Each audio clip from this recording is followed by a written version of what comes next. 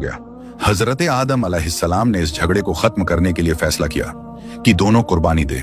जिसकी कुर्बानी कबूल होगी, अक्लीमा उसके निकाह में जाएगी। उस जमाने में कुर्बानी देने का तरीका यह था कि जब दो आदमी आपस में झगड़ते थे, वो दोनों अपनी अपनी कुर्बानी पहाड़ पर रखते थे।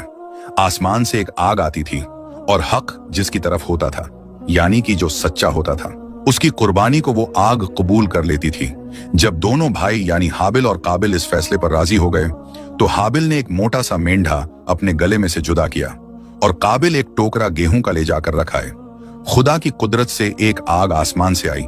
काबिल की कुर्बानी पर उसने कोई तवज्जो न दी, जबकि हाबिल की कुर्बानी की तरफ गई और उसे कबूल कर लिया। हाबिल की कुर्बानी का कबूल होना ही था कि काबिल के मन में दुश्मनी और गुस्सा बढ़ गया। उसने हाबिल को धमकी दी कि मैं तुझे जान से मार दूंगा।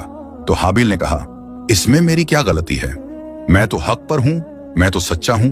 अल्लाह ताला के हुक्म से मेरी ही कुर्बानी कबूल हुई है, तुम्हारी नहीं। फिर अगर तू मुझ पर हाथ उठाएगा तो भी मैं कुछ कहने वाला नहीं। फिर पत्थर दिल काबिल ने मौका देखकर मजलूम हाबिल के सर पर शैतान के बहकावे में आकर ऐसा पत्थर मारा कि बेचारा भाई हाबिल शहीद हो गया। काबिल ने यह बहुत बड़ा गुनाह किया था। काबिल हाबिल की लाश को कुछ दिनों उठाए लिए फिरता था, क्योंकि अब उसकी समझ में नहीं आ रहा था कि इस लाश का क्या करूं और लोगों की नजरों से इसे कैसे छिपाऊं।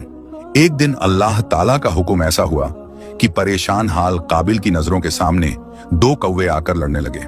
यहां तक कि एक कौवे ने दूसरे कौवे को मार डाला।